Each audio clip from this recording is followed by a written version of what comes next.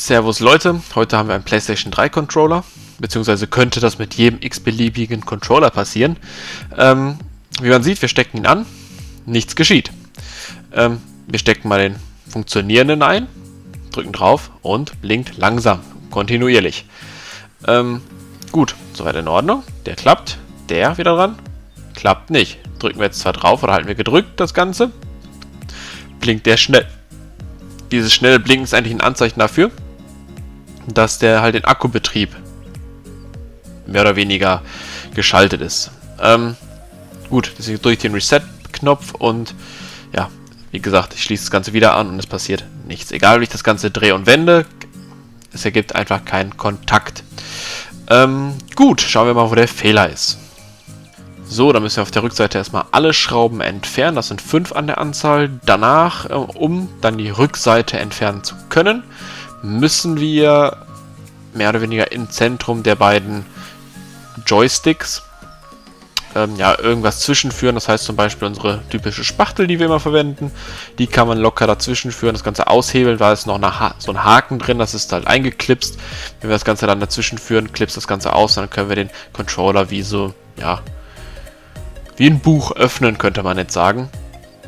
Dabei muss man noch aufpassen, oben die jeweiligen L-Tasten und R-Tasten, dass die halt dann auch sauber abgehen und wir nicht irgendwie hängen bleiben oder irgendwas einklemmen, weil da ist noch der hintere Rahmen auch noch drüber gestülpt. Deswegen müssen wir da halt noch aufpassen, dass wir da das Ganze sauber drüber ziehen, bzw. abziehen.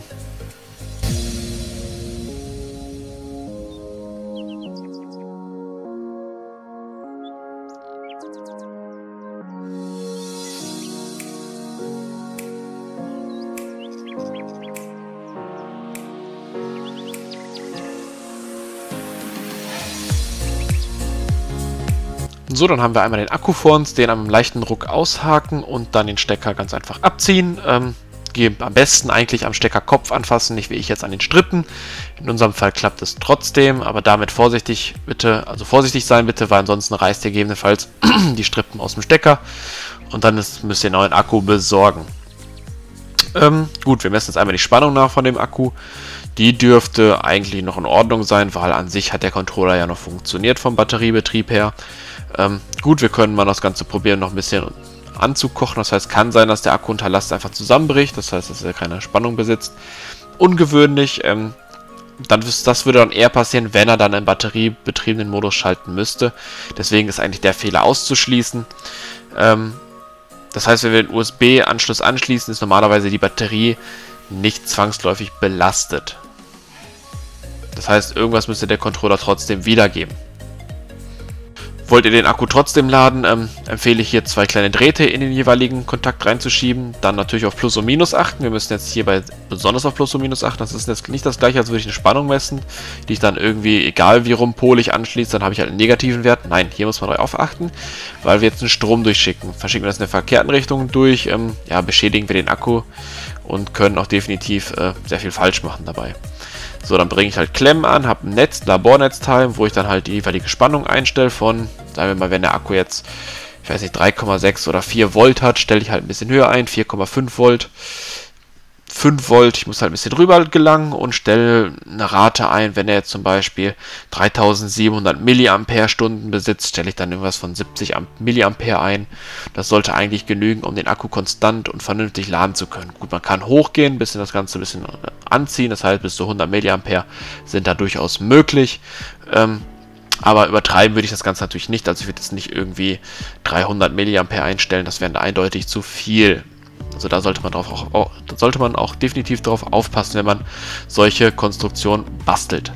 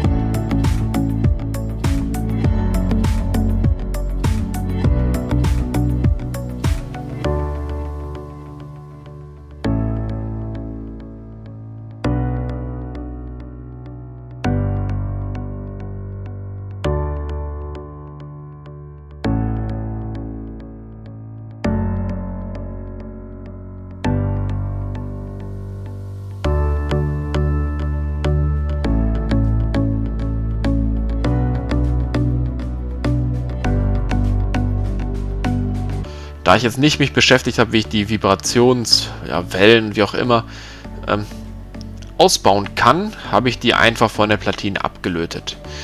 Da braucht man auch keine große Lötkunst für, man braucht nur ein bisschen Lötzinn und Lötkolben, der 400 Grad hat circa. Feuchtes Tuch wahrscheinlich noch drunter, und dann muss man letztendlich nur über die jeweilige Lötstelle ein bisschen Lötzinn rüberfließen lassen, das Ganze dann erwärmen mit dem Lötkolben, wie man hier sieht, und dann normalerweise, wenn sich das Lötzinn verflüssigt, kann man diesen jeweiligen Stecker bzw. den jeweiligen Draht einfach abziehen, so wie hier zu sehen. Es ist keine große Kunst, man braucht keine große Löterfahrung, wichtig ist halt nur kurz dran halten, dass es flüssig wird, nicht jetzt eine Stunde drauf halten, weil dann verbrennt ihr das Board, deswegen einfach nur kurz dran, bis es flüssig wird, abziehen und ja, den Lötkolben einfach wieder entfernen, sodass dann das Lötzinn abkühlt und wieder hart wird. Mehr ist es nicht. Dann die Schraube im Zentrum entfernen und dann legen wir dazu noch was Interessantes frei. Wenn ihr jetzt Probleme habt mit bestimmten Tasten drücken, so kann man es vielleicht ausformulieren, dass eine Taste nicht richtig funktioniert, schaut euch die Seite immer gut an. Hier ist nämlich der Übergang vom LED bzw. von generellen allen Tastendrücken, die hier ankommen. Und die werden halt über dieses Flexkabel, was da liegt, registriert. Kann sein, dass irgendeiner der Kontakte nicht richtig aufliegt. Und dann kann zum Beispiel sein, dass eine Taste nicht funktioniert. So einfach ist der Fehler aufgebaut. Und darunter befindet sich ein Schaumstoff, der mit den Jahren halt irgendwann mal nachlässt. Das heißt, ihr könnt den mit einfach einem doppelseitigen Klebeband oder generell mit Klebeband, was ein bisschen dicker ist, ganz, ganz simpel ein bisschen höher stellen, sagen wir es mal so. Dass ihr dann wieder ein bisschen Spannung drin habt, dass es dann letztendlich gegen die Platine drückt, sodass ihr dann wieder eine vernünftige Verbindung schaffen könnt. So, was wir jetzt hier machen, ist einmal kurz die Kontakte durchmessen, ob überhaupt der USB-Port alle 5 Strippen besitzt. Ein USB, also eigentlich ein Ladekabel, das muss man unterscheiden. Wir haben jetzt ein Datenübertragungskabel hier. Das ist entscheidend, weil ein Ladekabel hat generell nur 2 Strippen plus minus zum Laden. Ein Datenübertragungskabel hat 5 Strippen, das ist einmal plus minus halt fürs Laden generell, dann haben wir plus minus für die Datenübertragung und noch ein extra Datenkabel, ich weiß nicht genau die Bezeichnung mehr davon, und die müssen wir halt alle 5 Strippen besitzen. Ist eins von diesen 5 Strippen unterbrochen, fehlt halt irgendwie die Funktion. Entweder fehlt uns die Spannung generell, oder das Kabel lädt den Controller halt nur. Deswegen müssen wir da mal alle jeweiligen Punkte durchmessen. Da wir beachten, es kann durchaus sein, wenn ihr dann irgendwie gegen das Gehäuse kommt beim Messen, dass ihr dann auf einem Pin, so gesehen, ja, auf einmal alle 5 Kontakte habt. Deswegen müsst ihr aufpassen, dass ihr das Gehäuse vom Stecker hier, das ist die Metallummantelung, nicht trefft, weil dann ist es durchaus möglich, dass ihr euch eine Fehlinformation einhandelt. Weil es ist schon wichtig, dass wir da die, wie soll ich sagen, richtigen Punkte treffen.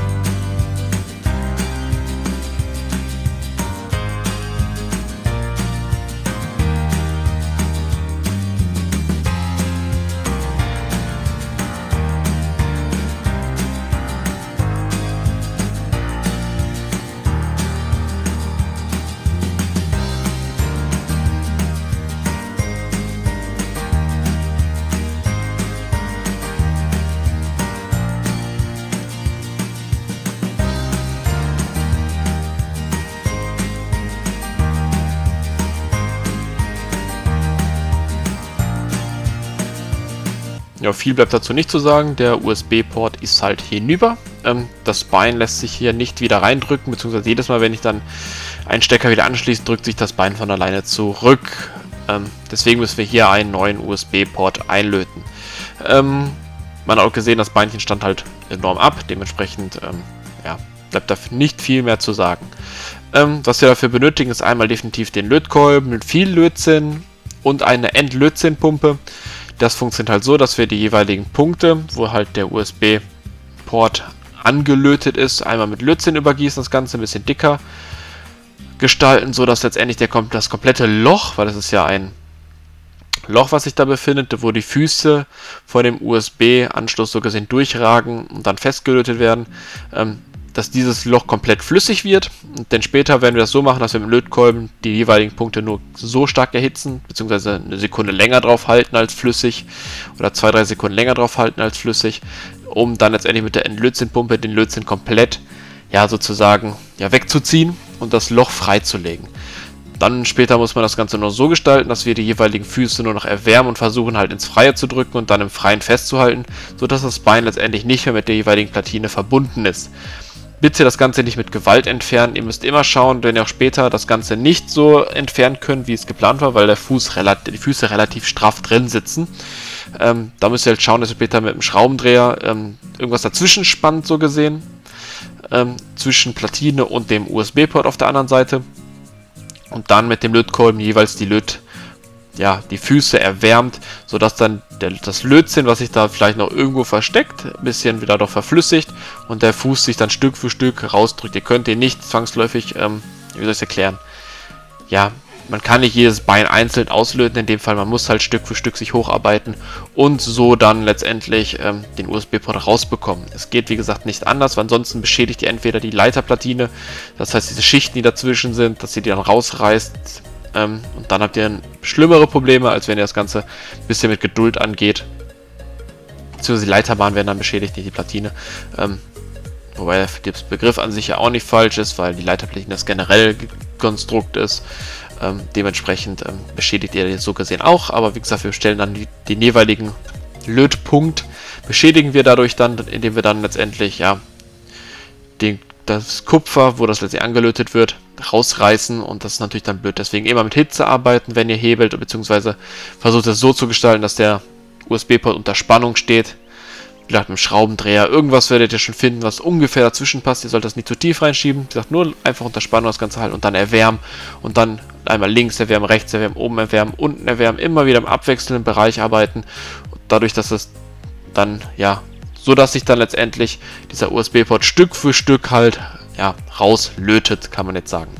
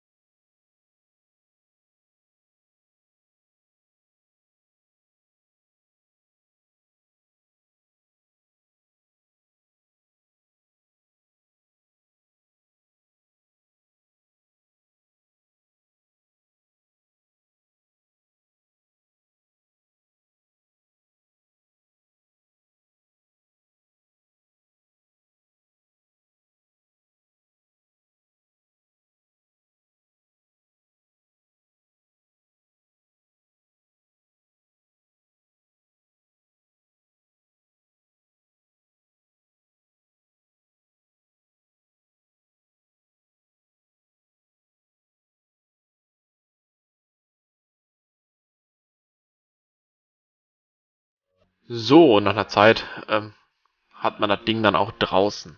So sieht das Ganze dann aus. Das Ganze ist alles sauber ausgelötet. Man sieht auch alle noch, die Kupferkontakte sind alle noch super vorhanden. Sind wahrscheinlich noch ein bisschen mit Lötzinn versehen. Sollten dann angeblich leer sein, weil wenn wir den neuen Port einlöten wollen, müssen die ganzen Löcher offen sein, dass wir dann auch die Füße durchstechen können.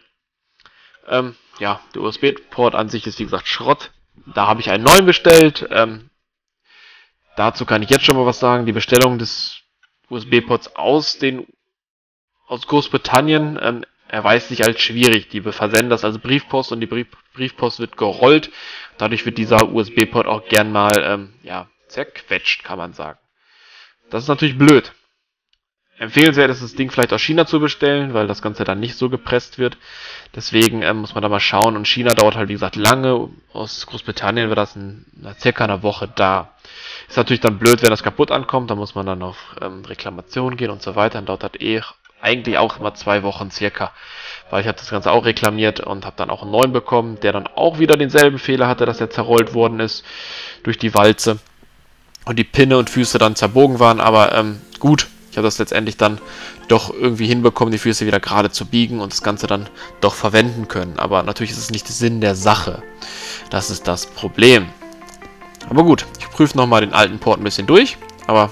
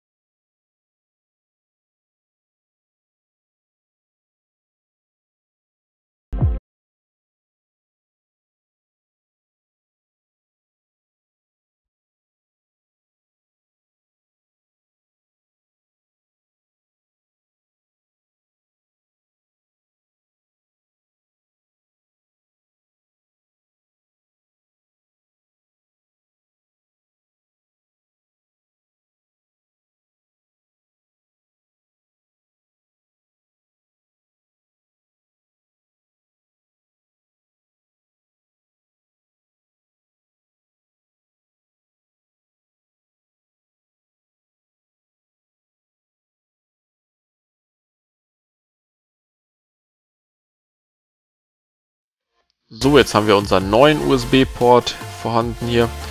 Ich glaube, das ist ein Mini-USB-Port, glaube ich. Mikro ist es noch nicht. Gut, wie gesagt, wir müssen die Löcher so vorbereiten, dass die Füße dann durch die Löcher passen. Das ist bei mir ein bisschen komplizierter, weil meine Füße sogar verbogen waren. Deswegen muss ich die zwangsläufig ein bisschen mal nachbiegen, dass das Ganze natürlich passt. Mit ein bisschen Gefühl und ein bisschen Auge klappt das Ganze eigentlich recht gut, bis das ganze Ding einigermaßen in den Löchern sitzt. So, wenn das Ding einmal mit den Füßen richtig drin sitzt, müsst ihr den jeweiligen Fuß nur noch mit Lötzinn überstülpen. Mehr nicht. Jeden Fuß bitte einzeln überstülpen, vielleicht dann nochmal durchmessen, ob das Ganze keinen Kurzschluss besitzt. Das ist wichtig, dass das Lötzinn vielleicht nicht untereinander irgendwie doch Kontakt gefunden hat. Das ist halt wichtig. Mehr muss man halt auch nicht in der Hinsicht beachten. Und das gleiche Prinzip klappt dann auch wieder.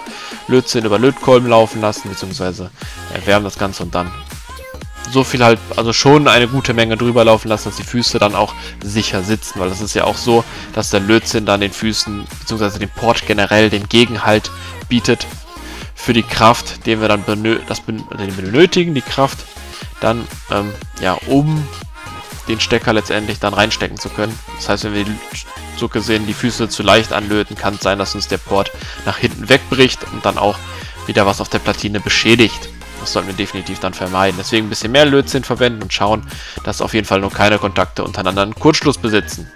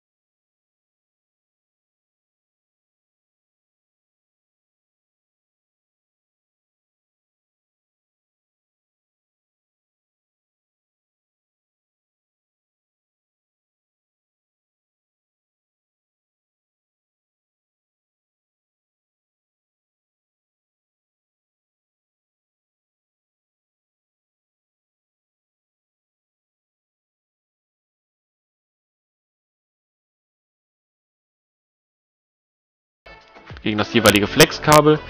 Deswegen muss diese Schraube halt dort auch rein. Danach muss ich die jeweiligen Vibrationsmotoren einmal anlöten. Wie gesagt, auch aufpassen, wie die angeschlossen waren. Das heißt, Plus muss an Plus, Minus an Minus. Das ist wichtig. Aber normalerweise steht es auch auf den Platinen immer drauf, wo Plus und Minus drin sind oder dran gehören. Beziehungsweise mindestens ein Pin ist benannt. Und deswegen ist es auch leicht dann herauszufinden, wo der zweite Pin dann noch hingehört. So, die beiden Sachen dann wieder einmal anlöten. Das klappt auch ganz einfach. Die jeweilige Lötstelle einfach mit dem Lötkolben erwärmen. Dann die Pinzette dafür nutzen, um die jeweilige Strippe an den Punkt halt einfach dran zu halten. Sodass dann letztendlich die Spitze von der Strippe so gesehen auf dem, ja, also im Lötzinn landet, so kann man das sagen. Und dann halt die Strippe noch so lange festhalten, bis das Lötzinn abgekühlt ist. Das heißt, Lötkolben wieder weg und dann warten das Ganze, bis es abgekühlt ist. Und dann das gleiche natürlich für jeden Punkt machen. Dann ist alles fest und dann könnt ihr das noch, ja, könnt ihr damit weitermachen, so gesehen mit dem Zusammenbau.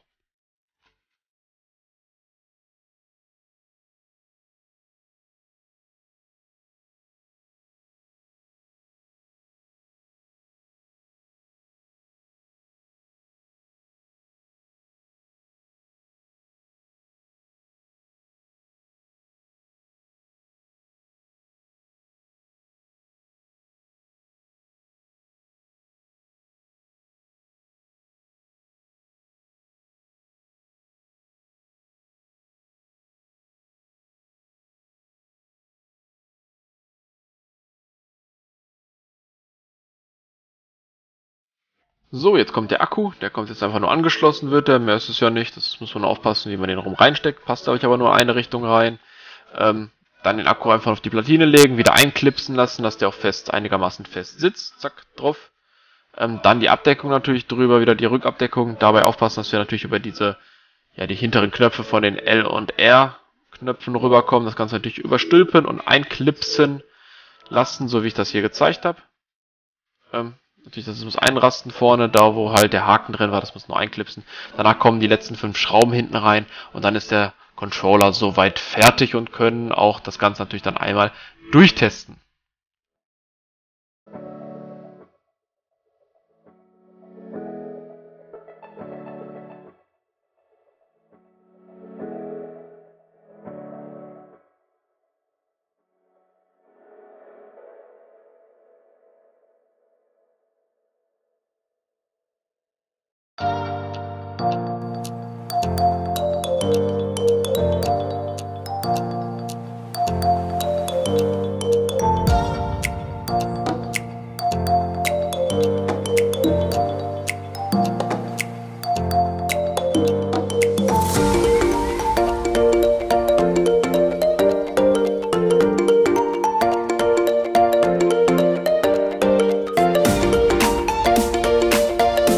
Ja, viel bleibt nicht mehr zu sagen. Ich teste das ganze Ding jetzt nochmal durch. Es hat funktioniert, alles einwandfrei, alles super.